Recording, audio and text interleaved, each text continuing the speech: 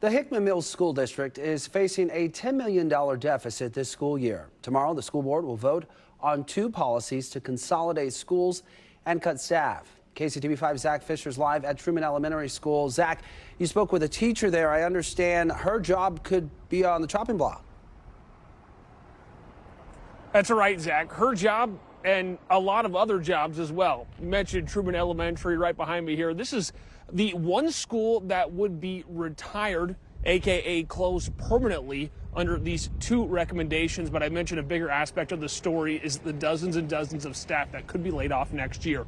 The Hickman Mills School Board will vote on two recommendations tomorrow. The first, cut staff and services. The district would eliminate custodial staff, lunch aides, communication directors, superintendent assistants, language pathologists, two high school teachers, and a whole lot more. The second recommendation, consolidate schools. That means closing Truman Elementary, repurposing Santa Fe Elementary into a sixth grade center.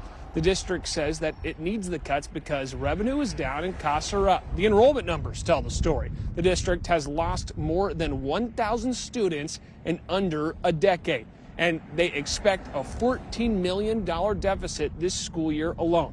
Cutting staff and services would save more than $9 million. Consolidating schools would save a little more than $3 million.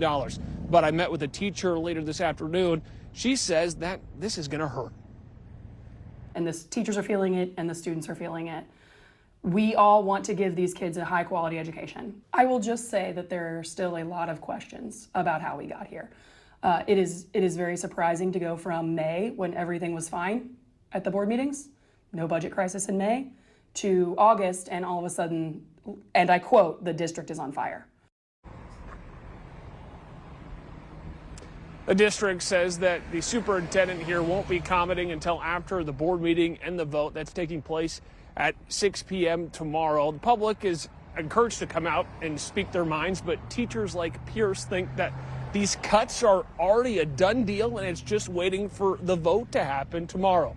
In Kansas City, Zach Fisher, KCTV5 News. Yeah, I imagine that board meeting will be well attended. Zach, thank you.